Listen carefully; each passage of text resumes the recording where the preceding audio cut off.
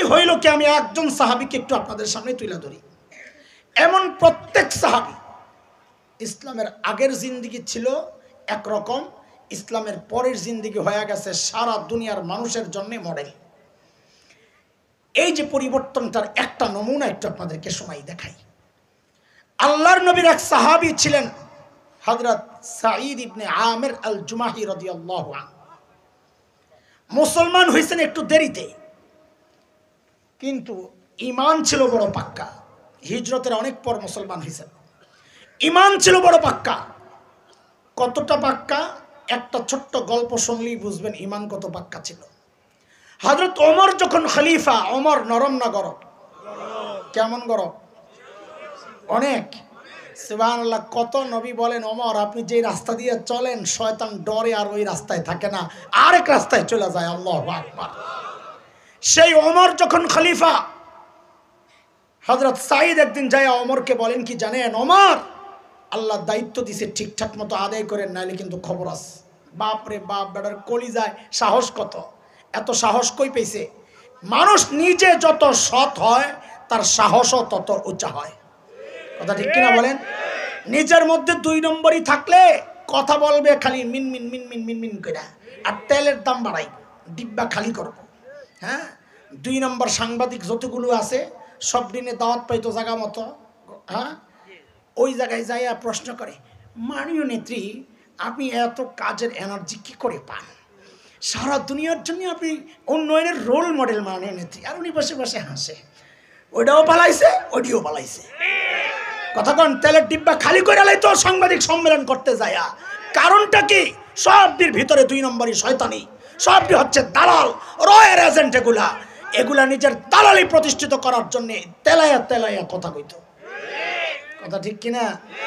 হ্যাঁ, আপনারা ঠিক কইলেও ঠিক, না কইলেও ঠিক। শোনেন, এতদিন তো ঠিকটাও কইতারেন নাই, হ্যাঁ, এখন একটু বেশি করে কইয়েন। জমছে না এতদিন, জমছে না, ঠিক জমছে না, ঠিকটা এখন একটু বেশি কইবেন। ওই ছোটোবেলায় গল্প শুনছি, এক বুড়িমা সারাদিন ভিক্ষা করে, তো ভিক্ষা করতে করতে শেষ বেলায় পোটলা যেটা করছে কোন বাটপারের খপ্পরে পড়ছে, আস্তে করে লয়ে গেছে গা। বেডির যা কষ্ট, পরের দিন ভিক্ষা করে আর ওই আশঙ্কা আতঙ্ক, আর এই আজকাল টানা লয়ে যায়। একটা ছায়া দেখলে কয় কেরে, একটু লাগলে কয় কেরে, আওয়াজ পাইলে কয় কেরে। সারাদিন কেড়ে কেড়ে করতে করতে মানুষ সারাদিন যা বলে রাতে শুয়ে শুয়ে ওই দেয়, ঠিক না? ওই যে বাসের হেল্পাররা আছে সারাদিন খালি থাপড়ায়, রাত্রে ঘুমায়া যায় বউর পিছনে থাপড়ায় আর বলে ওস্তাদ বামে প্লাস্টিক।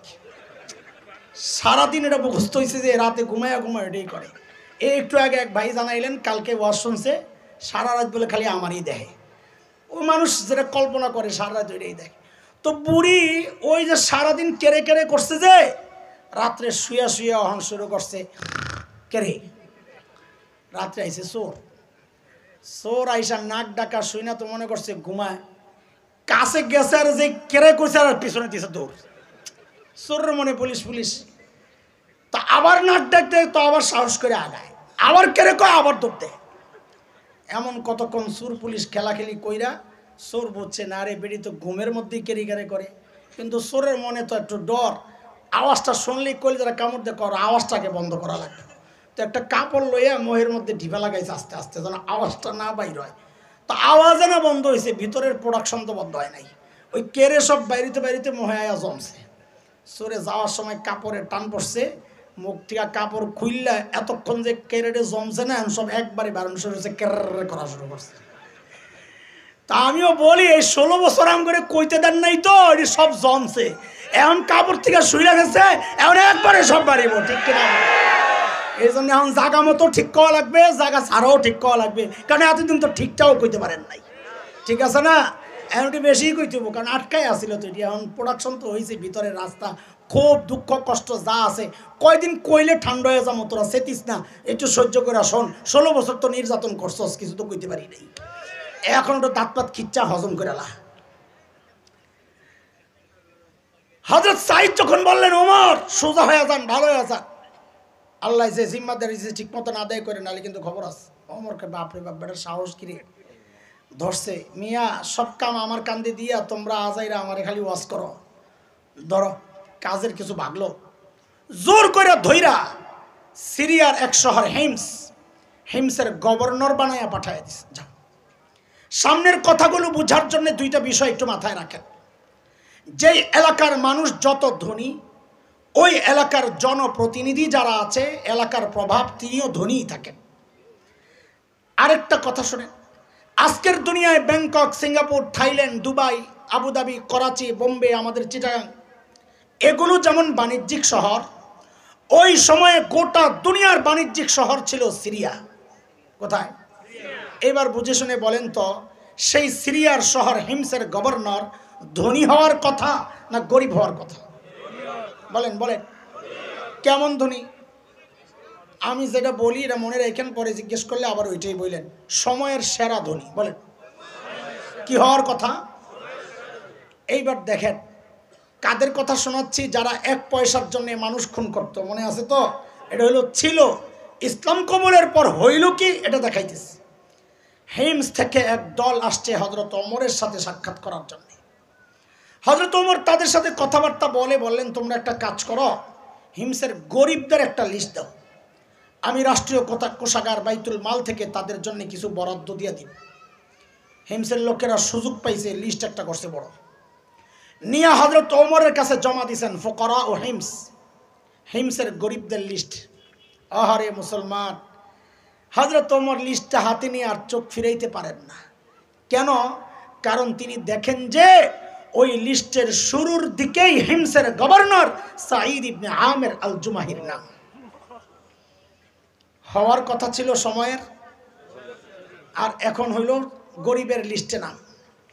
সাইয়েদনা ওমর জানতে চাইলেন, আমি এরকম ফাঁকে এরকম কি ব্যাপার, তোমাদের গভর্নর বুঝি গরিব মানুষ? হিমসের লোকেরা জবাব দিলেন, বালা আমিরুনা আফকরুনা, আমাদের গভর্নর শুধু গরিব না, হিমসের মধ্যে সবচাইতে গরিব। এই কথা শুই না হযরত ওমর এত খুশি হয়েছেন, এত খুশি হয়েছেন, সাথে সাথে 1000 স্বর্ণ মুদ্রা। কত বুঝেন? 1000 স্বর্ণ মুদ্রা, এক স্বর্ণ মুদ্রা প্রায় 3.5 ভরি সোনা। তা 1000 মানে 3.5 ভরি সোনা। হযরত ওমর 1000 স্বর্ণ মুদ্রা প্যাকেট কইরা দূত মারফত পাঠায়া দিয়েছেন হিমসে, যাও আমার পক্ষ থেকে আমার সাঈদকে এটা হাদিয়া দিয়ে আসো। কত বলেন? কত? মাথায় রেখে দূত যখন হিমসে পৌঁছে এই হাদিয়া পেশ করে, আমিরুল মুমিনের পক্ষ থেকে হাদিয়া। হযরত সাঈদ প্যাকেট খুলে যখন দেখলেন এই বিশাল অঙ্কের হাদিয়া তার জন্যে, তিনি কি করলেন? প্যাকেটটাকে এইভাবে ছুঁড়ে মেরে চিৎকার দিয়ে বলে উঠলেন, ইন্না লিল্লাহি ওয়া ইন্না ইলাইহি রাজিউন। কি পড়ছেন? জোরে বলেন, কি পড়ছেন? হাদিয়া পাইলে ইন্না লিল্লাহি পড়ার কথা না, আলহামদুলিল্লাহ। আপনারা কি করতেন জানি না, আমার ইমানের যে হালত, এমন একটা পোটলা পাইলে রে ভাই, ভিতরে যায় যে কটা লাভ দিতাম, আর কতবার যে আলহামদুলিল্লাহ পড়তাম আল্লাহই জানে। বিশ্বাস না হইলে দিয়া দেন। আল্লাহর নবীর সাহাবী হযরত সাঈদ কি বললেন? কথা বলে না, কি পড়ছেন? এমন ভাবে ইন্না লিল্লাহ পড়ছেন, বউ তো ভেতর থেকে ডরায় গেছে। আল্লাহই জানে মদিনা থেকে দূত আসছে, কোন খবর লয়ে এই আল্লাহই জানে। সাথে সাথে জানতে চাইলেন, আকুতিলা উমর ইবনুল খাত্তাব, কি ব্যাপার সাইয়েদনা ওমর বুঝি শহীদ হয়ে গেছেন, আপনি এইভাবে ইন্না লিল্লাহ কেন পড়লেন? হযরত সাঈদ জবাব দেন, না না, ঘটনা তা না, বরং তার চেয়েও মারাত্মক, ঘটনা তার চেয়েও খারাপ। বউ আবার জানতে চাইলেন, আকুতিলাল মুসলিমুনা ফি মারিকা, তাইলে কি কোনো যুদ্ধে মুসলমান ব্যাপকভাবে শহীদ হয়ে গেল কিনা? হযরত সাঈদ বলেন, না না, ঘটনা তাও না, বরং তার চেয়েও মারাত্মক, তার চেয়েও। বউ তো আরো ডরায় গেছে, আল্লাহ রে, না জানি আমার জামাইয়ের কল্যাণীতে বাড়াইছে। আরে বলেন না, আপনি কেন এইভাবে ইন্না লিল্লাহ পড়লেন? আল্লাহর নবীর সাহাবীর জবাবটা কিয়ামত পর্যন্ত আমাদের জাহেদ হওয়ার জন্য, দুনিয়া বিমুখ হওয়ার জন্য এই একটা বাক্যই যথেষ্ট। আরে ছিলেন কি, এক পয়সার জন্য মানুষ খুন করতেন, সেই মানুষগুলো কোরআনের শিক্ষা, নববী দীক্ষায় পরিবর্তিত জীবনটা কি দেখেন। কেন ইন্না লিল্লাহ পড়ছেন? জবাব দিচ্ছেন, উদখিলাত আলাইয়া দুনিয়া লিতুফসিদা আখিরাতি, আরে আমার ঘরে দুনিয়া ঢুকায়া দেওয়া হয়েছে আমার আখিরাতকে বরবাদ করার জন্য। আল্লাহু আকবার। হইল কি? সাথে সাথে বিবিকে বললেন, আমি চাই মদিনার দূত আমার ঘরে থাকতে থাকতে এই 1000 স্বর্ণ মুদ্রা তুমি হিমসের গরিবদের মধ্যে বিলাইয়া দিবা। কি বুঝলেন? কি বুঝলেন? শাসকের মধ্যে যদি দিন থাকে, ইমানদারি থাকে, তো নিজের বরাদ্দের টাকাটাও জনগণকে দিয়ে দেয়। আর শাসকের মধ্যে যদি দিন না থাকে, তো জনগণের বরাদ্দের টাকা মাইরা বিদেশ যায় বাড়ি বানায়। কথা বলেন ঠিক কিনা? আল্লাহর নবীর সাহাবী যেই বিবিরে বললেন সব দিয়া দাও, বউ তো আর আমাদের বউ না, সাহাবীর বউ। কার বউ বলেন না? আমাদের বউ যদি হইতো, আপনার কটা থাক, আপনার কটা কমো না, আপনার কাছে সিপাশাবাদী আমি হাইছি, কোন বিপদে শেষে পড়ি, আমারটার উপরে দিয়া যাক, কাছে নাই। আমার বউরে যদি কইতাম সব দিয়া লাও, ওরে খোদা একটা বিস্কি যে মারলই, সব দিয়া লাগবো, কয় কি ঘরে কত কিছু লাগবো, আসলেও তো জানি না। বেশি পিড়াপিড়ি করলে বলতো কি 2 ভাগ করেন, অর্ধেক আমার অর্ধেক আপনার, আপনারটা দিয়া দেন, বহু সব হইব। কিন্তু বউ কার? বলেন বউ কার? একটা মূল নীতি মুখস্থ করো পোলাপাইন, যারা বিয়া করো নাই, যারা বিয়া করো নাই তাদের জন্য ফ্রিতে একটা পরামর্শ, আমার সাথে সাথে বলো, এটা মুখস্থ করো, কাজে লাগবে। বলো, জেসকার লগে তেসকা। আইসো না কামও লাগবো, কও জেসকার লগে, জোরে ক, সময় তার বেহাইয়ার গোষ্ঠী নিচের দিকে তাকায় কও, কেউ না দেয়, ক জেসকার লগে। মানি বুঝছো? তুমি যেমন আল্লাহ মিলাইব তেমন। তুমি অনেকে আইসা ভাই দোয়া চায়, তাবিজ চায়, তাবিজ কেন রে? হুজুর বউ খুঁজা পাই না, কে জানি আটকায় রাখছে, বানমাইরা রাখছে বলে। তা আমি কই, বেডা তুই নিজে 2 নম্বর আর বউ তালাশ করস, রাবিয়া বসরিয়া পাবি কেমনে? আল্লাহ কি জালেম রে বেডা? তোর মতো 2 নম্বরের কাছে রাবিয়া বসরিয়া রে পাঠাইব? কথা কন, কথা কন। তুই যেমন 2 নম্বর, বউ তালাশ কর 2 নম্বর, দেখবি বউর অভাব নাই। এটাই হলো অর্থ, হইলো জেসকার লগে তেসকা। আরো বোঝেন, মুরব্বীরা বিয়া করছে যে ছোটকালে আগে আমাদের, তখন বউরে যায় কি জিজ্ঞেস করছে? সূরা কেরাত জিজ্ঞেস, ওজুর গোসল ফরজ জিজ্ঞেস, কিও ঠিক নেই। এখন যুগ পাল্টাইছে, আগে কপি জ্বালাইতেন, আলো থাকতো কোন দিকে? আগুন। হারিকেন জ্বালাইতেন, আলো কোন দিকে? এখন যুগ পাল্টাইছে, এখন কোন দিকে? তাকায় দেখেন আগের পরে কোন দিকে? যুগ পাল্টাইছে তো। এখনকার পোলাপাইন যায় আর এগুলা জিজ্ঞেস করে না, সূরা কেরাত জিজ্ঞেস করে না।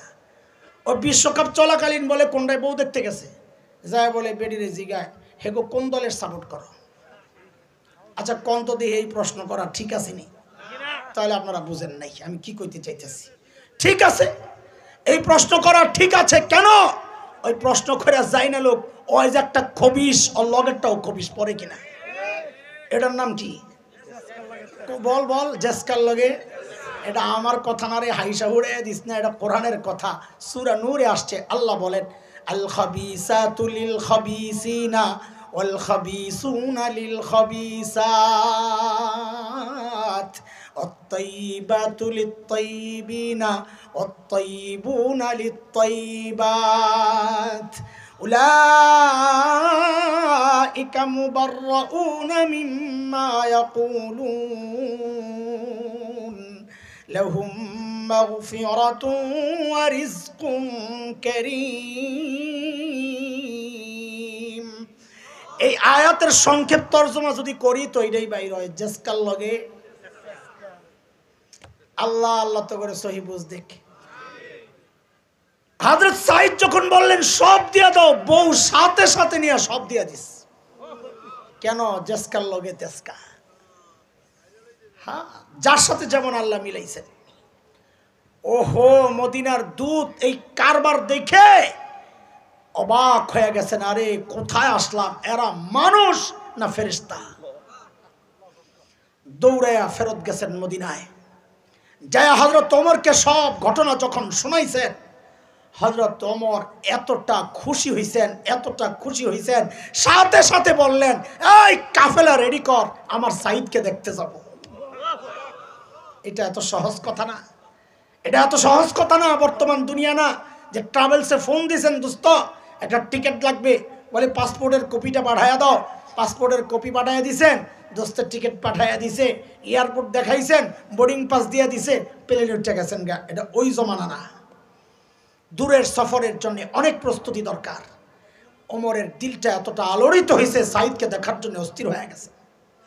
সাইয়েদনা ওমরের কাফেলা যখন হিমসে ঢুকে, গোটা হিমস যেন ভেঙ্গে পড়ে। চারদিক থেকে হাজারো মানুষ ছোটে ছোটে আসছে। কেন? আরে মদিনা থেকে আমাদের আমিরুল মুমিনিন আসছেন, আল্লাহর নবীর শ্রেষ্ঠ সাহাবী ওমর ইবনুল খাত্তাব আসতেছেন এক নজর দেখার জন্য। হাজারো মানুষ জমে গেছে। হযরত ওমর বসা, পাশে সাঈদ ইবনে আমির আল জুমাহি। হযরত ওমর চিন্তা করলেন, সাঈদকে আমি তো ভালো জানি, তাই তো দেখতে আসলাম, কিন্তু জনগণ কি বলে, এই সুযোগে একটু পরীক্ষা করে নেওয়া যাক। ডাক দিয়ে জিজ্ঞেস করলেন, এই হিমসের মানুষ, তোমাদের গভর্নরের বিরুদ্ধে কারো কোনো অভিযোগ আছেনি? থাকলে দাঁড়ায়া যাও।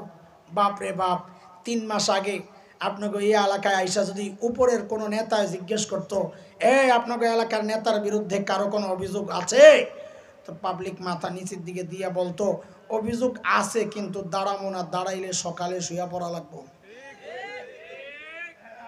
আরে ঠিকের রাস্তা তো করলাম, এখনো ডরাস? ইসলামী শাসন ব্যবস্থার সৌন্দর্য এটা, জনগণের কথা বলার অধিকার ছিল। এখনো যদি কথা বলার অধিকার চাও, ইসলামপন্থীদেরকে ক্ষমতায় আনার চেষ্টা করো। ওই মার্কা বাদ দাও। বহু দেখছো স্বাধীনতার পর থেকে এই মুলা জুলাইয়া ওরা তোমাদেরকে শোষণ করে গেছে। শাসন তো করে নাই, শোষণ করে গেছে। এখন দেখো বিকল্প কোনো শক্তিকে দাঁড় করানো যায় কিনা। ইনশাআল্লাহ দেশ থেকে দুর্নীতি দূর হবে ইনশাআল্লাহ। আল্লাহ হযরত ওমর যখন বললেন, কারো অভিযোগ আসেনি, থাকলে দাঁড়াও, ওই কোণা থেকে এক বুড়া দাঁড়ায় গেছে, আছে ও অভিযোগ আছে। বাপ রে বাপ, বুড়া মানুষ। মানুষের অভ্যাস হইল, মানুষ অনুকরণ প্রিয়, দেখা দেখি কাম করে। রাস্তার মাঝখানে গাড্ডা ব্যথা করতেছে, দাঁড়ায় এরকম এরকম থাকেন, গাড্ডা ব্যথা করতেছে, দেখবেন পাশে দিয়ে যারা যাবে অধিকাংশ মানুষ দাঁড়ায়া দেখবে আপনি কি দেখতেছেন। কথা বুঝেন নাই আপনারা? মানুষ অভ্যাস, এটা অনুকরণ প্রিয়। যেই একজন দাঁড়ায় গেছে, সাথে সাথে আরো 3 জন। কয়জন হইল? ওমর তো অবাক হয়ে গেছে, আরে কারে দেখতে আসলাম, এর বিরুদ্ধে দেখি অভিযোগের শেষ নাই। ও ভাই, কি শিখাইতেছি, কি শোনাইতেছি, মানুষগুলো ছিল কি এটা আগে শোনাইছি, এখন শোনাইতেছি, হইল কি? মনে আছে তো? বলেন আপনার কি সমস্যা? আল্লাহ প্রথম জন দাঁড়ায় কি বলে জানেন? আমিরুল মুমিনিন, আমাদের গভর্নর না, মাসে 1 দিন অফিসে আসে না। মাসে কয়দিন? আমরা সপ্তাহে ছুটি কাটাই কয়দিন? 2.5 দিন নিয়ে। কয়দিন? কি ঠিক আছে না? আরো কত বন্ধ, সুবহানাল্লাহ। দুনিয়ায় আগমন দিবস, দুনিয়া থেকে বিদায় দিবস, পালানো দিবস, আবার ঢোকা দিবস, এই দিবস ওই দিবস। 20-30 বছর পরে না জানি আমাকে দেহন লাগে কিনা, এত দিবস বের হইতেছে, শেষে তার দিবস খুঁজে পাইবো না, শেষে নতুন বাড়ি করবো, জামাইবো, কাছে দিবস ক যায় না, এ পড়তে পারে কথা কন। এত খামাখা অনর্থক দিবস খালি ঢুকায়। একদল আইসে তুরি ঢুকায়, আরেক দল আইসে বাদ দিয়ে আবার নতুন করে আরেকটু ঢুকায়। এগুলোই তো দেখতেছেন। হযরত ওমর তো রাগ হয়ে গেছে, সাইদ কেন তুমি মাসে 1 দিন অফিসে আসো না? আল্লাহর নবীর সাহাবী আসামির কাঠগড়ায় কি জানি হওয়ার কথা ছিল, সময়ের সেরা ধনী, সময়ের সেই মানুষটা দাঁড়ায়া বলছে, কেন 1 দিন অফিসে আসে না? বলে কি জানেন আমিরুল মুমিনিন, আপনি তো জানেন আমি গরিব মানুষ। এই যে আমার গায়ে 2 টুকরা কাপড় দেখছেন, একটা লুঙ্গির মতো করে পরা, আরেকটা চাদরের মতো করে জড়ানো। আমিরুল মুমিনিন, আমার না এই 2 টুকরা কাপড় ছাড়া আর কোনো কাপড় নাই। আরে 1 মাস অফিসে কেন শোনা? বলে 1 মাস পড়তে পড়তে দুর্গন্ধ হয়ে যায়, নিজেরও কষ্ট হয়, যারা আসে আমার কাছে ওদেরও কষ্ট হয়, তাই মাসে 1 বার উপরেরটা ধুইয়া দেই, শুকায় গেলে নিচে পরি, নিচেরটা ধুইয়া দেই, শুকায় গেলে উপরে জড়াই। এমন করতে করতে বেলা অনেক দূর যায়। আমি আসি নাই কথা ঠিক না, আসি একটু দেরি হয়। উনি হয়তো সকালে আইসা না পাইয়া ভেবেছেন আমি আসি না। হযরত ওমর তো বুঝছেন যে অভিযোগ কোন ধরনের, তারপরও দাঁড়াইছে যেহেতু শোনা তো লাগে। বলেন 2 নাম্বার আপনার কি সমস্যা? আয় খোদা, 2 নাম্বার জনের অভিযোগ তো আরো মারাত্মক। কি বলে জানেন? আমিরুল মুমিনিন আমাদের গভর্নর রে দিনে তো পাই, রাতে আর পাই না। কি ডিউটি লইছে হেরে, রাতেও সময় দেওয়া লাগবে। হযরত ওমর তাও রাগ হয়ে গেছেন। সাইদ জবাব দাও, কেন তোমাকে রাতে পাওয়া যায় না? জবাব দাও। আরে কাদের কথা শোনাচ্ছি? যারা সফরে গেলে বগলের নিচে মূর্তি লইয়া যাইতো, মনে আছে তো? এটা ছিল। হইল কি দেখেন, কেন তোমাকে রাতে পাওয়া যায় না? আল্লাহ নবীর সাহাবী জবাব দিচ্ছেন, আমিরুল মুমিনিন কাসসামতু হায়াতি বাইনা রাব্বি ওয়া বাইনা ইবাদি। আমিরুল মুমিনিন জীবনটারে 2টা ভাগ করছি। এক ভাগ রাতটা আমি আমার মালিককে সময় দেই, দিনটা মালিকের বান্দাদেরকে সময় দেই। মালিকের জন্য আলাদা টাইম ভাগ করা।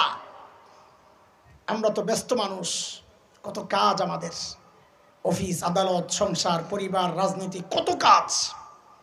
মালিককে টাইম দেওয়ার সময় নাই। সব জায়গায় আমার সময় আছে। ফেসবুকের জন্য আমার হায়াতের একটা টাইম আছে, ইউটিউবের জন্য টাইম আছে, খেলোয়াড় গায়ক গায়িকা নায়ক নায়িকার জন্য হায়াতের টাইম বরাদ্দ আছে। শুধু পারি না মালিককে সময় দিতে, আমার হাতে সময় নাই। এরে জালিম, আমি আর তুমি ছাড়া দুনিয়ার সব মালিককে টাইম দেয়। ওই একটা গাছের দিকে তাকায়া দেখো না, কি মনে হয় গাছটা বুঝি এমনি দাঁড়ায় আছে? না না, ওই গাছটাও দাঁড়ায়া দাঁড়ায়া মালিকের তাসবিহ পড়ে। যে কুকুরটাকে নিকৃষ্ট প্রাণী মনে করে তাড়ায়া দেই, ওই কুকুরটাও তোর রুকুর হালতে মালিকের তাসবিহ পড়ে। যে পোকামাকড় গুলোরে পায়ে দলে মেরে ফেলি, ওই পোকামাকড় গুলো সেজদার হালতে মালিকের তাসবিহ পড়ি না কেবল আমি আর আপনি। আমাদের হাতে সময় নাই। সময় বন্ধ আসবে একদিন, কসম আল্লাহর। সেদিন শুধু আফসোস করে করে চিৎকার করে করে কাঁদতে হবে আর বলতে হবে, ইয়া লাইতানি কদ্দামতু লিহায়াতি। আরে সময় মতো যদি একটু পুঁজি বানায় আসতাম তো আজকে আর এই বিপদে পড়া লাগে না। এরে ভাই বন্ধুরা, পুঁজি বানান। পুঁজি বাবা, পুঁজি কিন্তু লাগবে। পুঁজির একটা ছোট্ট গল্প শোনায় আমরা আমাদের ফিনিশিং এর দিকে যাব। আপনারা খুব বেশি বিরক্ত হইতেছেন? বিরক্ত তো হইতেছেন বুঝতেছি, কিন্তু বেশি হইতেছেন নাকি? আচ্ছা তো শুনে, 3 বছর আগের কথা। এই গল্প যে আমি কতবার বয়ানে বলছি আমার নিজের মনে নেই। কেন এত বলছি, একই গল্প আমার হৃদয়ে খুব টাচ করছে। আমি চাই আমার হৃদয়ে যে একটা আলোড়ন হয়েছে গল্পর দ্বারা, এটা ছড়ায়া যাক সবার হৃদয়ে। কি সেটা শুনে, আরবের এক টেলিভিশনের প্রোগ্রাম আমার এক ভাই আমারে তার মোবাইলে দেখাইতেছে। সাক্ষাৎকার পর্ব। এই ছোট্ট যুবকরা খেয়াল করা, একটা ছোট্ট বাচ্চার সাক্ষাৎকার দিচ্ছে একজন আরবের টেলিভিশন। বাচ্চাটার বয়স বড় জোর 13-14 হবে। বাচ্চাটা অন্ধ, চোখ একদম গর্তের মতো, আমরা আরবিতে বলি মাকফুফুল আইন, একদম ভিতরে ঢুকা। তো উপস্থাপক বাচ্চাটাকে জিজ্ঞেস করতেছে, আচ্ছা তোমার যে চোখের নেয়ামতটা নাই, তুমি কি আল্লাহর কাছে এই নেয়ামতটা ফেরত চাও? বাচ্চাটার ভাবলেশীন জবাব, না, আমি এই নেয়ামত ফেরত চাই না। আমি তো অবাক হয়ে গেছি, কিরে বলে কি, চোখের নেয়ামত ফেরত চাই না? তো বুঝলাম, আরে ছোট মানুষ তো, এখনো বুঝ আসে নাই, এই নেয়ামত কত বড় নেয়ামত এখনো বুঝা উঠতে পারে নাই। তা আমি তো ভিডিও দেখে অবাক হইছি, কিন্তু যিনি উপস্থাপক, যিনি সামনাসামনি বসা, তার তো আরো অনেক বেশি অবাক হওয়ার কথা, তাই না? তো তিনি অনেক বেশি অবাক হয়েই জিজ্ঞেস করলেন, লিমাজা, আরে কেন তুমি এই নিয়ামত ফেরত চাও না? আরে বাচ্চাটার জবাবটা শুই না বুঝছি, বোকা আমি না, ও না, বোকা তো আমি। বোকা ও না, বোকা আমি। আল্লাহকে হাজির নাজির রেখে বলছি আপনাদেরকে, ওর জবাবটা শুই না আমি সাথে সাথে কান্না করে দিছি। আরে বললো কি এটা? বাচ্চাটা কি বলে জানেন? ওকে যখন জিজ্ঞেস করা হলো, তুমি কি নেয়ামতটা ফেরত চাও? বলে না, চাই না। কেন চাও না? তো কি বলে দেখেন, কি পুঁজি বানাইছে। পুঁজির কথা বলতেছি, কি পুঁজি ও বানাইছে দেখেন। ও বলে কি, হাসরের মাঠে যখন হিসাব দেওয়ার ডাক পড়বে, এই ছোট্ট বাচ্চার কিসের হিসাব, ওর চিন্তাটা কত উঁচা পবিত্র। বলে যখন হিসাবের ডাক পড়বে, যখন আমার সিরিয়াল আসবে, আসো হিসাব নিয়ে আসো, আমি দুনিয়ায় এই নেয়ামত ফেরত এই জন্যে চাই নাই, সেদিন যেন আমি আমার মালিকের সামনে নত জানু হয়ে বলতে পারি, ও আমার মালিক, ও আমার মালিক, দুনিয়ায় তো তুমি আমার এই নেয়ামতটা দেও নাই, ওগো মালিক, আমাকে আজকে ওই উসিলায় আমার আযাবটা একটু কমায়া দেওয়া যায় না মালিক। আমি আমি কাঁদতেছিলাম ঠিক উল্টা চিন্তা করে, যে আরে আমার যখন হিসাব দেওয়ার পালা আসবে, আমার মালিক যদি আমারে ঠিক উল্টা প্রশ্নটা করেন, তো আমি কি জবাব দিব? আমি আটকায়া যাব। আমি যখন হিসাব দিতে দাঁড়াবো আমার মালিকের সামনে, আমার মালিক যদি আমাকে জিজ্ঞেস করে, এরে হাসান জামিল, তোকে তো এই চোখের নেয়ামতটা দিছিলাম, তুই তো ভোগও করছস, এখন আযাবটা একটু বাড়াইয়া দিই, তো আমি কি জবাব দিব? তোকে তো জবানের নেয়ামত দিছিলাম, তুই তো ভোগও করছস, এখন আযাবটা একটু বাড়াইয়া দে, তো আমি কি জবাব দিব? এরে বাবা, আপনি কি জবাব দিবেন বলেন তো? এরে ভাই, মা, কে কি জবাব দিবেন বলেন? কার কি পুঁজি আছে এমন, কোন পুঁজির ভরসায় এমন নিশ্চিন্ত জীবন যাপন করছে না? আরে আবু বকরের মতো মানুষ, আয় আবু বকর রাদিয়াল্লাহু আনহুর মতো মানুষ গাছের পাতা দেখতেন আর কাঁদতেন আর বলতেন, ইয়া লাইতানি কুনতু ওয়ারাকা মিনাশ শাজারা তুদাত ওতুকাল, হায় আমি মানুষ না হইয়া যদি গাছের পাতা হইতাম, তো জীবজন্তু আমার চাবায় চাবায় খায়া ফেলতো, আমার আর হিসাব দেওয়া লাগতো না। এখন আমি আবু বকর আল্লাহর আদালতে দাঁড়ায় কেমনি হিসাব দিব? আবু বকরের চিন্তা, চিন্তা যাদের করার কথা তারা করে না, তারা হাসে, যাদের করার কথা না তারা কান্না করে। এরে ভাই, এরে বন্ধু, এরে বাবা, আল্লাহর আদালতে দাঁড়ায় কি হিসাব দিবেন বলেন? কার কি পুঁজি আছে জিজ্ঞেস করি? আরে আমার নাই, সেই জন্য এইভাবে বলতেছি। কার কি পুঁজি আছে বলেন? হ্যাঁ, পুঁজি যে একেবারে নাই তা তো না, আছে আছে, পুঁজি আছে, আছে, গুনার পুঁজি, গুনা গুনা গুনার গুনা গুনার গুনা। চুল পাইকা সাদা হয়ে গেছে, এখনো গুনাহ ছাড়তে পারি না। দাড়ি পাইকা সাদা, এখনো গুনাহ ছাড়তে পারি না। বাবা আর কত জিজ্ঞেস করি? কবে ছাড়বেন জানতে চাই। এরে যুবক, তুই ভাবিস না আল্লাহ তোকেও দাড়ি পাকা পর্যন্ত সময় দিবেন, চুল পাকা পর্যন্ত সময় দিবেন? না রে বাপ, না না। কত বাবাকে দেখছি সন্তানের লাশ কাঁধে নিয়ে যাইতেছে। আরে কার কখন ডাক চলে আসে, আরে কে জানে? এই মজলিসেও এমন কেউ থাকতে পারে, এখানেও এমন কেউ থাকতে পারে যার খবর নাই, ও বসে আছে এখানে, কিন্তু ও জানে না ওর কাফনের কাপড়টা চলে আসছে দোকানে। কে জানে? কালকে খবর পাইতে পারেন বয়ান করে গেল হাসান জামিল তো দুনিয়ায় নাই, চলে গেছে। কোন ভরসা এমন নিশ্চিন্ত জীবন যাপন করছি বলেন? এরে যুবক, কিভাবে বললে বুঝবি? বাপ ভাই, চেয়ে ভালো করে বোঝানোর ক্ষমতা তো আমার নাই রে। তা আমি যেটা বলি সবসময় তোদেরকেও বলি, তোরা আমার সামনে আয়, আয়সা বর সামনে, তোদের পাওগুলা আমার সামনে মেলে দে, আমি ওই পাওগুলারে জড়াইয়া ধইরা বৈশা বৈশা সারা রাত কান্না করি, তাও তোরা গুনাহ ছেড়া দে বাবা, গুনাহ ছেড়া দে বাবা, গুনাহ ছেড়ে দেন। একটু কোনোদিন চিন্তা করেছেন এই গুনাহওয়ালা চোখগুলা নিয়ে মালিকের সামনে কেমনে দাঁড়াবো?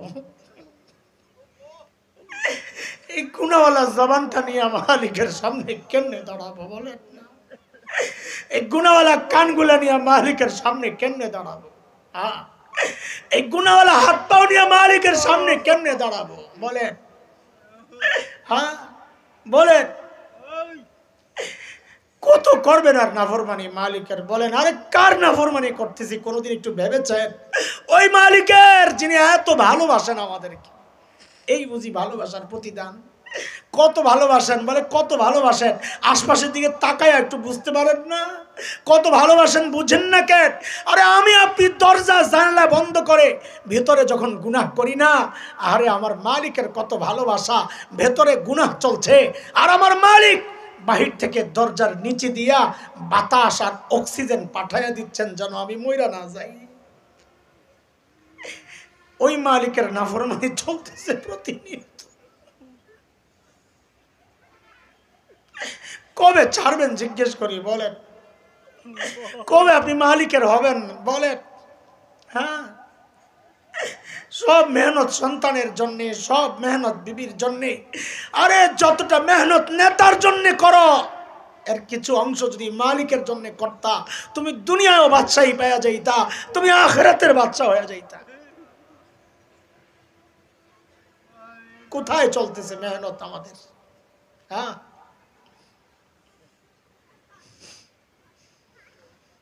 অধিকাংশের মুখের দিকে তাকাইলে হতাশ হই। আমি সহ, আমি তো 1 নম্বর আসামি। অধিকাংশের মুখের দিকে তাকাইলে মনে হয় মানুষটার আখিরাতের কোনো চিন্তা নাই। উদাস, হাসতেছে, গল্প করতেছে, তামাশা করতেছে। হ্যাঁ, এই মুহূর্তে ডাক আসলে কি করবেন বলেন? কোন পুঁজি নিয়ে মালিকের সামনে দাঁড়াবেন বলেন তো? কত বড় সাহস আমাদের! আল্লাহ আমাদের সহি বুঝ দান করেন, আল্লাহ গুনাহমুক্ত জীবন দান করেন, আল্লাহ সুন্নতওয়ালা জীবন দান করেন। আমিন। মুহতারাম হাজরিন, কথা চলে গেছে অনেক দূর। হযরত সাঈদের গল্প আমি আর শেষ করছি না, সময় চলে গেছে অনেক। এই যে এতক্ষণ গল্পটা শোনালাম, কি বুঝাইতে চাইছি? মানুষগুলো ছিল কি? এবার আমাকে বলেন, এই যে পরিবর্তনটা, পরিবর্তন তো বুঝছেন না? পরিবর্তন বুঝছেন না? আরে 1 পয়সার জন্য যারা মানুষ খুন করত, আজকে 1000 সোনার পয়সা পায়া কি বলে? ইন্না লিল্লাহি ওয়া ইন্না ইলাইহি রাজিউন। এই হচ্ছে পরিবর্তন। এই যে পরিবর্তনটা কিসের ছোঁয়ায় বলে ফেলেন? বলেন কিসের ছোঁয়ায়? তাইলে আমাদের ওই 3 কথারে প্যাকেট করে আবার পকেটে ঢোকান, ওই পাশের 3 কথা বাইর করেন। এবার আমাকে জবাব দেন। 2-4-5 মিনিটের মধ্যেই শেষ করার চেষ্টা করব, কিন্তু ইনশাআল্লাহ যেহেতু কথাগুলো আমাদেরকে নিয়ে, আমি আশা করব এই কথাগুলো অন্তত না শুনে আমরা যাব না। এতক্ষণ তো অন্যদের কথা হয়েছে, অন্যদের কথাগুলো বলার উদ্দেশ্য আমাদের কথাগুলো বোঝানোর জন্যে। এখন আমাদেরগুলো শুই নাই, যদি না শুই না চলে যাই, তাহলে আমার এতক্ষণের কথাগুলো শোনাটা বেকার যাবে। আমাকে এবার জবাব দেন, যেই কোরআন ধরে সাহাবায়ে কেরাম সর্বশ্রেষ্ঠ মানুষ হইলেন, ওই কোরআন কি আল্লাহ আসমানে উঠায় নিয়ে গেছেন? আছে আগেরটাই? ও, একটু পাওয়ার কমে গেছে কোরআনের? হ্যাঁ, আবেদন কমে গেছে? আগের মতোই আছে? জোরে বলেন, আগের মতোই? তাইলে আমাকে 2টা জবাব দিবেন, বুঝে শুনে, হুজুগে আবেগে না। আমি এতক্ষণ যা বোঝানোর চেষ্টা করেছি, এতটুকু কি বুঝাইতে পারছি? যদি বুঝে থাকেন আর যদি আপনি মনে করে থাকেন, তাইলে আমাকে হাত উঠাইয়া জানান দিবেন। কোরআন একমাত্র মাধ্যম। দেখেন, আমি বলি নাই অন্যতম মাধ্যম। অন্যতম মানে আরো শরীক আছে না, আমি ওইটা বলি নাই। আমি কি বলছি খেয়াল করে শোনেন। কোরআন একমাত্র মাধ্যম, যে মাধ্যম মানুষকে সর্বশ্রেষ্ঠ মানুষ বানায়, এই কথা আমি তো বিশ্বাস করি।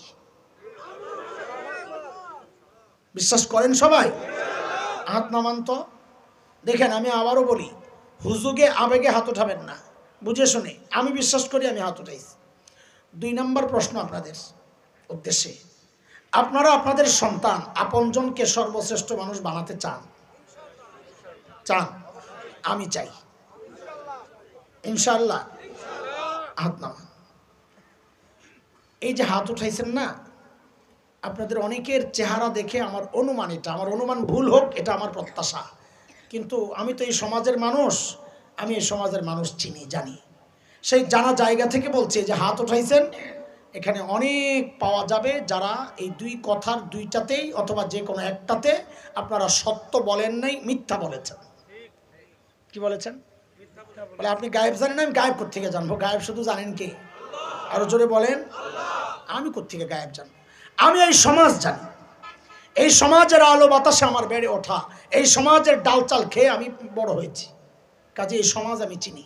কিভাবে মিথ্যা বললেন এবার একটু ধরাইয়া দিই। দ্বিতীয়বার হাত ওঠানোর সময় আপনারা বলেছেন আপনজনকে, সন্তানকে, ছোট ভাইকে বা আপনজনকে সর্বশ্রেষ্ঠ মানুষ বানাতে চান। এই কথাই কি এখনো আছেন? বানাতে চান ইনশাআল্লাহ? যদি চাইতেন, যদি কথা এটা সত্য হইতো, তা আপনি না প্রথমবার বললেন সর্বশ্রেষ্ঠ বানানোর একমাত্র মাধ্যম কোরআন, বলছেন না?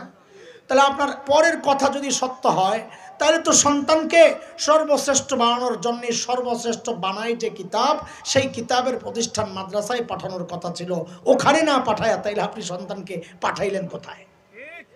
বলেন, আমাকে জবাব দেন। তার মানে সত্য বলেছেন না মিথ্যা বলেছেন?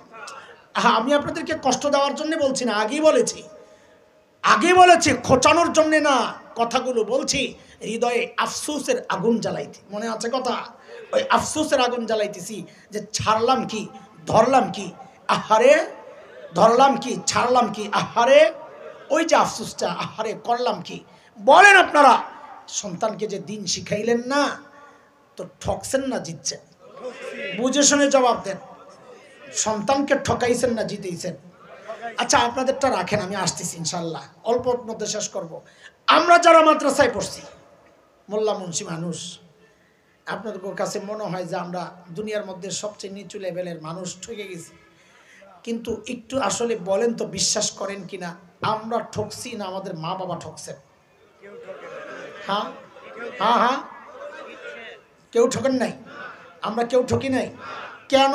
এটা আপনারা নাও জানতে পারেন। একটু বলি, নিজের ঢোল নিজে পিটাইলে তো হাসবেন, বেশি পিটামো না, হালকা। দেখেন, আমি যখন ছোট ছিলাম, আমার ব্রেন ছিল খুব সাফ, একেবারে সাফ।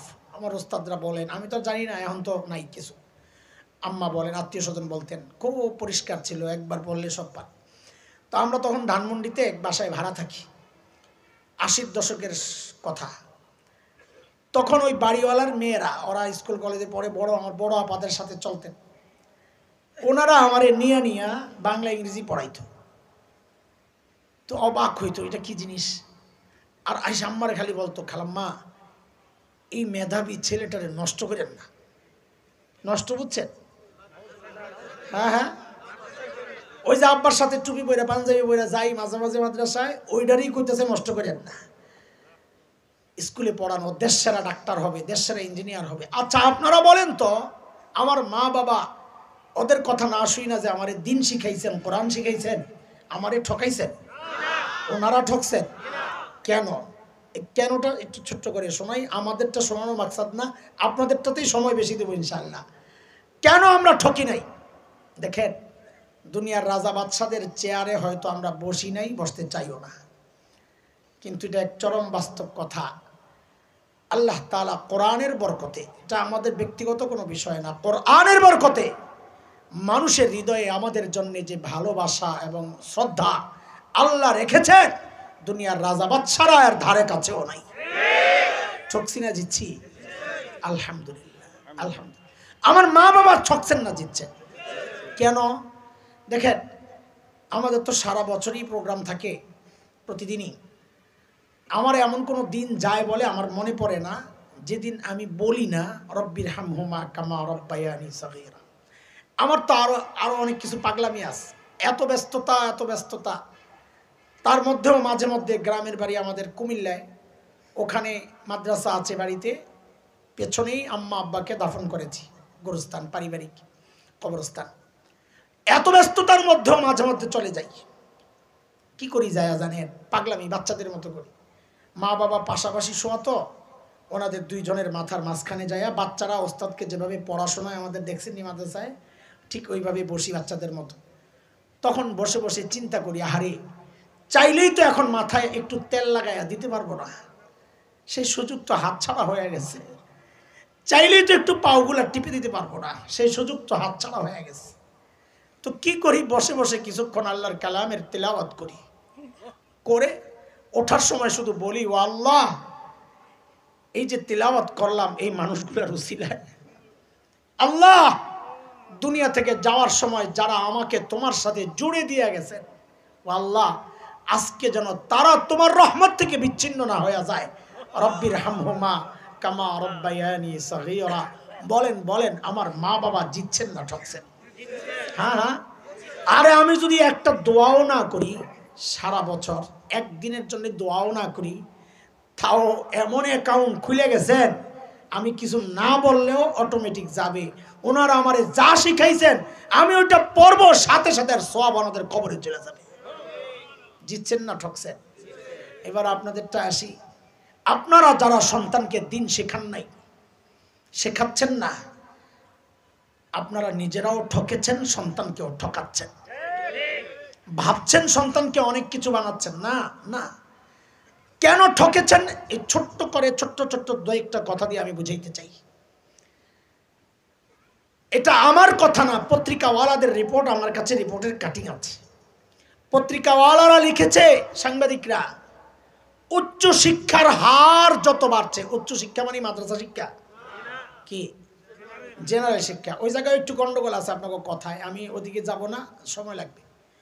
উচ্চ শিক্ষার হার যত বাড়ছে, সন্তানের সাথে বাবা মার দূরত্ব তত বাড়ছে। কথা কি মিথ্যা না সত্য? হ্যাঁ হ্যাঁ সত্য, কথা সত্য। অথচ দেখেন, ফাঁকি দিয়ে একটা কথা বলি, আমরা মাদ্রাসাওয়ালারা এই বিষয়টারে কিভাবে দেখি। আমার বাবার সাথে চলতেন এক মুরব্বী, তো একদিন মসজিদে জুমা পড়ে আমাকে জিজ্ঞেস করতেছে, আব্বা তখন চলে গেছেন, আম্মা ছিলেন, আমরা কিভাবে মা বাবাকে চিন্তা করি, এটা একটু বোঝানোর জন্যে মাঝখান দিয়া আবার আমাদের মধ্যে ঢুকলাম। উনি আয়েশা আমাকে জিজ্ঞেস করতেছেন, আচ্ছা হাসান, তোমার আম্মা কোথায় থাকেন? তো এটা তো আমার জন্য একটা গর্বের ব্যাপার ছিল যে আমরা 6 ভাই বোন, 3 ভাই 3 বোন, তো আমি 3 নাম্বার, আমার বড় 2 বোন আছেন, এর সত্ত্বেও আম্মা আমার কাছে থাকেন, এটা আমার গর্ব, আমি আম্মার খেদমত করতে পারতেছি। তো এটা আমি গর্বের সাথেই বলেছি যে চাচা আম্মা আমার সাথে থাকেন। এটা বলার সাথে সাথে উনি খুব আল্লাহওয়ালা ছিলেন এবং বড়দের সোহবত পাওয়া হাকিম আখতার সাহেবের খলিফা। তো আমার এমন এক ধমক দিচ্ছেন, হাই তুমি আলেম মানুষ, বড়দের সাথে বড়দের কাছে যাও, আল্লাহওয়ালাদের সোহবতে যাও, তুমি এই কথা কেমনে বললা? তো আমি ভাবছি উনি বুঝেন নাই, আমি আরো স্পষ্ট করতেছি, হ্যাঁ আম্মা আমার সাথে থাকেন। তো তখন উনি বুঝছেন যে আমার ভেতরে কথাটা ঢুকে নাই, তা আমার ধৈরা বলতেছেন, বাবা রে, এইভাবে বলাটা এটা শোভনীয় না, তুমি বলবা আমি আম্মার সাথে থাকি, মা আমার সাথে থাকেন না, আমি মার সাথে থাকি। এটা কোরআনের নির্দেশ, অকুল্লাহুমা কওলান কারীমা, তাদের সাথে সম্মানজনক কথা বলতে হবে, এটা আমাদের শিক্ষা, এই দ্বীনি শিক্ষার ফসল এগুলা। অথচ এর বিপরীতটা আপনাদের যেটা শোনাইতেছিলাম, ঠকেছেন যে। এর একটা ছোট্ট উদাহরণ শোনাই, আখিরাতের একটা আয়াত শোনাই শেষ করব। আমি যেই মহল্লায় আছি, আমাদের শৈশব কৈশোর যৌবন যেখানে কেটেছে, science laboratory, new market, Dhanmondi, 65 বছর আমাদের ওখানের অবস্থান। তো একসময় ঢাকার সব বড়রা তো ধানমন্ডিতেই থাকতেন, এখন না গুলশান, বনানী, উত্তরা এগুলো হয়েছে। ওই পুরান দিনের একজন বড় মানুষ মারা গেছেন, তার ছেলে আমেরিকার এক ইউনিভার্সিটিতে প্রফেসর, ডক্টর, তিনি পিএইচডি করা ডক্টর। বাবা মারা গেছেন শুনে ছেলে আসতেছে, ভালো ছেলে না, এই তো বলতো আঞ্জুমানে মফিদুল ইসলামে পাঠায়া দেন। আসতেছে হসপিটালে লাশ, ছেলে আসার পর আনুষ্ঠানিকতা সেরে আমার মসজিদে জানাজা, এলাকার মুরব্বীরা আমাকে বলেছেন, লোকটা তোমার বাবার সাথে চলতো, তো জানাজাটা তুমি পড়াইলে তার পরিবার খুশি হবে। ঠিক আছে, তো আমি গেছি জানাজা পড়াইতে। ওই ভদ্রলোক আমার পাশে, যেই জানাজায় দাঁড়াবো দেখি উনি হাউমাউ করে কাঁদতেছেন। আমি তো অবাক হয়ে তাকায় আছি। আমার অবাক হওয়ার কারণ হচ্ছে, আমার যে অল্প সময়ের যে আমার অভিজ্ঞতা, এই লেভেলের মানুষ যারা অনেক লেখাপড়া করেছে, বিদেশে বিদেশে ঘুরেছে, এই টাইপের মানুষের কেন যেন চোখের পানি শুকায়া যায়, এটা আমি অনেক দেখেছি। তো তার কান্না দেখে আমি অবাক হয়ে তাকায় রয়েছি। শেষে ডাক দিলাম সান্ত্বনার জন্য, যে ভাই, আপনার বাবা চলে গেছেন, আমারও তো বাবা নাই, একদিন আপনিও চলে যাবেন, আমিও থাকবো না, সবর করেন, সবর করেন। এই কথা বলে যখন তাকে সান্ত্বনা দিচ্ছিলাম, ভদ্রলোক আমাকে কি বলেন জানেন? ভদ্রলোক আমাকে আরো অবাক করে দিছেন। তিনি বলেন কি, হুজুর, আমি তো বাবার ইন্তেকালের কারণে কান্না করতেছি না, বাবা চলে গেছেন, আল্লাহর নির্দেশ, আমিও যাব, আমি ওই জন্য কান্না করতেছি না। আমি তো আরো অবাক হয়ে গেছি, আরে বলি কি, তো কি জন্য কান্না করছেন? তিনি বলেন আমারে যে এই যে বাবার লাশটা, আমি লাশের সাথে কিছুক্ষণ কথা বলতেছি, বাবা জবাব দেয় না। কি কথা বলতেছেন? বাবাকে বলতেছি, ও বাবা, আমাকে উচ্চ শিক্ষিত করার জন্যে, সর্বোচ্চ শিক্ষায় শিক্ষিত করার জন্যে তুমি তোমার জীবন যৌবন শেষ করেছ, তোমার রোজগার শেষ করেছ, তোমার সুখ কোরবানি করেছ, হয়তো তুমি সফল হয়েছ, আমি সর্বোচ্চ শিক্ষায় শিক্ষিত হয়েছি, হয়তো তুমি সফল হয়েছ, কিন্তু বাবা এখন তুমি আমাকে জবাব দাও, এই যে তোমার লাশ সামনে, আমার এখন জানাজা পড়তে হবে, ও বাবা এই জানাজায় আমি কি পড়ব এইটা কেন শিখাইলা না, এখন জবাব দাও, জবাব দাও। হুজুর বাবা তো কথা বলে না। গর্ব করেন না, ছেলে ইঞ্জিনিয়ার, ছেলে ডাক্তার, গর্ব করেন। আরে গর্ব তো করবে হাফেজের বাবা, গর্ব তো করবে আলেমের বাবা। যে বাবা মায়ের সন্তান বাবা মার জানাজা পড়ানোর যোগ্যতা রাখে না, ওই বাবা মার যাই হোক গর্ব করা সাজে না, গর্ব করা সাজে না। শেষ কথা, 2 বছর আগে ঈদের দিন, রমজানের ঈদ, ঈদুল ফিতর, আমাকে একজনটা ভিডিও বানাইছে ইউটিউবের, বৃদ্ধাশ্রমের ভিডিও। মনোযোগ দিয়ে শুনেন, কেন ঠকেছেন বোঝাচ্ছি। ইউটিউবে ওই ভিডিওর মধ্যে আছে, টেলিভিশনওয়ালারা একটা ডকুমেন্টারি করেছে বৃদ্ধাশ্রমওয়ালারা কিভাবে ঈদ উদযাপন করে। ওদের সাক্ষাৎকার নিচ্ছে বুড়া বুড়িদের। অবাক হবেন, এরা কেউ নর্মাল ফ্যামিলির বুড়া বুড়ি না, হাই সোসাইটি, এলিট শ্রেণী। জাহাঙ্গীরনগর ইউনিভার্সিটির প্রফেসর, আর জাতিসংঘে চাকরি করত, বড় অফিসার মহিলা। এরা, এদেরকে যখন পরিচয় জানতে চাচ্ছে, এরা মুখ ফিরাইয়া নিচ্ছে কষ্টে। আমি খেয়াল করছি যে ওদের কষ্টগুলো চোখের পানি হয়ে বেয়ে বেয়ে পড়ছে। ঈদের দিন বুড়া বুড়ির কান্না দেখে আমারও কান্না আসছে, হারে কত অসহায় মানুষ। কিন্তু কিন্তু কিন্তু একটা জিনিস চিন্তা করে গর্বে আমার বুকটা ফুলে গেছে। সেটা কি জানেন? ওই যে বুড়া বুড়িদের কাছে নিচে মাইক্রোফোন সাক্ষাৎকার নেওয়ার জন্য, পরিচয় জানার জন্যে, একজন বুড়িও তার পরিচয় দেওয়ার সময় বলেন নাই আমি হাফিজের মা। একজন বুড়াও তার পরিচয় দেওয়ার সময় বলেন নাই আমি আলেমের বাবা। কেন? কারণ হাফেজ আলেমের বাবা বৃদ্ধাশ্রমে থাকতে পারে না।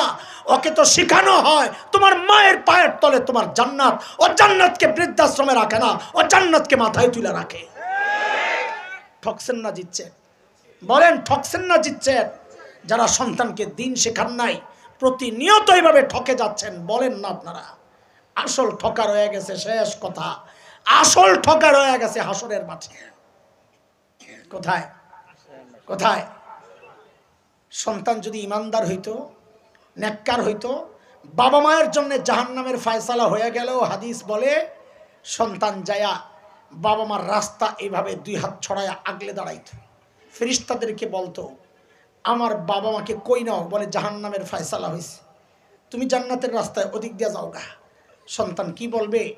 না, আমি আমার বাবা মারে ছাড়া জান্নাতে যাব না, আমি আমার বাবা মা ছাড়া জান্নাতে যাব না। ফেরেশতারা জানাবেন আল্লাহকে, আল্লাহ বলবেন যাও ওদেরকেও জান্নাত দিয়ে দাও, ওদের বাবা মারেও জান্নাত দিয়ে দাও। এটা কখন আপনার যদি ভূমিকা থাকে সন্তানের দিন শিক্ষার ক্ষেত্রে। আর যদি উল্টা শিখান তো সূরা আহজাবের শেষ দিকে আসছে, একটু পড়ে দেখেন। সন্তান আল্লাহর আদালতে দাঁড়ায় কি বলবে, কর্মীরা নেতার বিরুদ্ধে কি বলবে, অভিভাবকের বিরুদ্ধে তার অধীনস্থরা কি বলবে? রব্বানা ইন্না আতানা সাদাতানা ওয়া কুবারানা فأضلونا السبيل ربنا آتهم ضعفين من العذاب والعنهم لعنا كبيرا। আল্লাহ, আমার বাবা মা, আমার অভিভাবক, আমার নেতা, বড় ভাই, দুনিয়াতে ওদের কথা শুনেছিলাম, ওরা আমাকে পথভ্রষ্ট করেছে। আল্লাহ, আমি এখন ওদের বিরুদ্ধে নালিশ দিচ্ছি, আমি ডাবল শাস্তি চাই। কয় শাস্তি? ডাবল কেন? তাফসির পরে বুঝেন, আগে এইভাবে বুঝেন। আমাকে খাওয়ানোর দায়িত্ব ছিল, খাওয়ায় নাই, এক অপরাধ। আমাকে বিষ খাওয়াইছে, আরেক অপরাধ। এবার তাফসির বুঝেন। আল্লাহ, আমাকে দিন শেখানোর দায়িত্ব ছিল তাদের, তারা দিন শেখায় নাই, এক অপরাধ। উল্টা দিন না শিখায়া বদ্দিনই শিখায়া আমাকে নাস্তিকতার দিকে ঠেলে দিয়েছে, আরেক অপরাধ। এই 2 অপরাধের কারণে আমি এখন ওদের জন্য ডাবল শাস্তি চাই।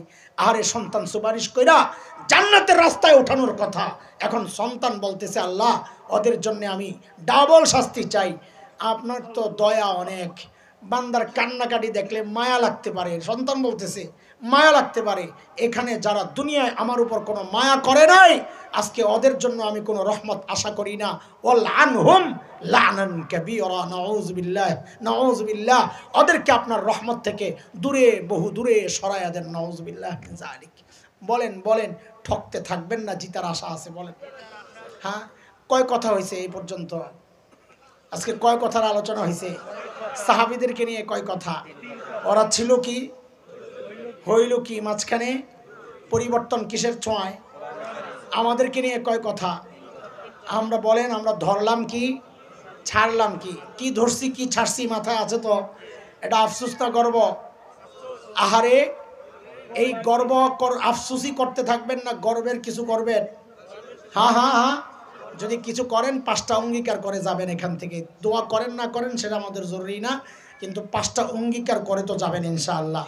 ইনশাআল্লাহ বলেন ইনশাআল্লাহ। সবাই শুদ্ধ কোরআন শিখবো ইনশাআল্লাহ, নিজেও শিখবো, সন্তানকেও শেখাবো ইনশাআল্লাহ। শুদ্ধ কোরআন শিখবো ইনশাআল্লাহ, সন্তানকে শেখানোর ব্যবস্থা করবো ইনশাআল্লাহ। বলেন ইনশাআল্লাহ। 2 নাম্বার, নিয়মিত কোরআন তিলাওয়াত করবো ইনশাআল্লাহ ইনশাআল্লাহ। 3 নাম্বার, কোরআন মতো জীবনকে পরিচালনা করবো ইনশাআল্লাহ। কোরআনী বিধান, আল্লাহর নির্দেশ যা আছে মানবো, নিষেধ যা আছে ছাড়বো, ঠিক আছে ইনশাআল্লাহ। কয়টা গেল? শুদ্ধ কোরআন শিখবো, নিয়মিত কোরআন পড়বো। 3, কোরআন মতো জীবনকে পরিচালনা করব। 4, কোরআনওয়ালাদেরকে ভালোবাসবো ইনশাআল্লাহ। যদি দল নারাজ হয়, নেতা নারাজ হইলে দল নেতা তালাক, সোজা কথা। কোন দল নেতা কয় তালাক? 3 তালাক দেয় বউরে। যত বিরোধিতা তত তালাক, যখনই বিরোধিতা তখনই তালাক। সেটা যদি 1 লক্ষ বার দেওয়া লাগে 1 লক্ষ বার ইনশাআল্লাহ ইনশাআল্লাহ। ঠিক আছে তো ইনশাআল্লাহ। আলেম ছাড়বো না ইনশাআল্লাহ, কোরআনওয়ালাদেরকে ছাড়বো না ইনশাআল্লাহ। 5 নাম্বার, কোরআনী প্রতিষ্ঠান যেখানেই দেখবো সহযোগিতায় পাশে দাঁড়ায় যাবে ইনশাআল্লাহ। ঠিক আছে, ওই 6 কথার 2 প্যাকেট দিছি 2 পকেটে, 5 কথার এই প্যাকেটটা পোটলাটা মাথায় লইয়া বাড়ি জানগা। পড়েন সুবহানাল্লাহি ওয়া বিহামদি, সুবহানাকাল্লাহুম্মা ওয়া বিহামদিক, আশহাদু আল্লা ইলাহা ইল্লা আনতা, আস্তাগফিরুকা ওয়া আতুবু ইলাইক। মাদ্রাসার মুহতামিম সাহেব হুজুরের আব্বা ইন্তেকাল করেছেন, তার জন্য দোয়া চাই। তার আম্মা জান অসুস্থ, ওনার সুস্থতার জন্য দোয়া চাই। হযরত এতক্ষণ আলোচনা করছেন, ইনশাআল্লাহ হযরত দোয়া পরিচালনা করবেন। হযরতের দোয়া ছাড়া কেউ যাবে না ইনশাআল্লাহ। আচ্ছা, দোয়ার জন্য এত জোরাজোরি করেন না, এটা জরুরি না, ঠিক আছে। আমাদের মাদ্রাসার একজন ওস্তাদ ক্যান্সারে আক্রান্ত, হারি মনির সাহেবের স্ত্রী ক্যান্সারে আক্রান্ত, উভয়ের জন্য দোয়া চাই। আল্লাহ উভয়কে সুস্থতার নিয়ামত দান করেন। চলেন আমরা সবাই সবার জন্য দোয়া করি। একজন দোয়া করলে অন্যরা আমিন বললে আল্লাহ ওই দোয়াকে কবুল করেন, সেই জন্যই দোয়া করা, না হয় মাহফিলের সাথে দোয়ার কোনো সম্পর্ক নাই। পড়েন, দুরূদ শরীফ পড়েন। আল্লাহুম্মা সাল্লি আলা সাইয়্যিদিনা মুহাম্মদ ওয়া আলা আলি মুহাম্মদ কামা সাল্লাইতা আলা ইব্রাহিম ওয়া আলা আলি ইব্রাহিম ইন্নাকা হামিদুম মাজিদ। আল্লাহুম্মা বারিক আলা মুহাম্মদ ওয়া আলা আলি মুহাম্মদ কামা বারাকতা আলা ইব্রাহিম ওয়া আলা আলি ইব্রাহিম ইন্নাকা হামিদুম মাজিদ। আল্লাহুম্মা আমিন। ربنا تقبل منا جميع صالح أعمالنا إنك أنت السميع العليم. أي رب، أي كريم، أي غفار، أي رحيم، أي جبار، أي قدوس، أي منان، أي رزاق يا الله. أي مالك আমাদের জিন্দেগীর সমস্ত গুনাহ খাতা maaf করে দেন আল্লাহ। আল্লাহ জিন্দেগীর সমস্ত গুনাহ খাতা maaf করে দেন আল্লাহ। আল্লাহ বাকি জীবন গুনাহমুক্ত থাকার তৌফিক দেন আল্লাহ। গোটা জীবনকে সুন্নাত দ্বারা সাজানোর তৌফিক দেন আল্লাহ। আল্লাহ আমাদের সবাইকে শুদ্ধ কোরআন শিক্ষা, নিয়মিত কোরআন পড়া, আয় আল্লাহ কোরআন অনুযায়ী চলা, কোরআন ওয়ালাদেরকে ভালোবাসা, কোরআনী প্রতিষ্ঠানের পাশে দাঁড়ানোর তৌফিক দান করেন আল্লাহ। বাংলাদেশে কোরআনী বাংলাদেশে কোরআনী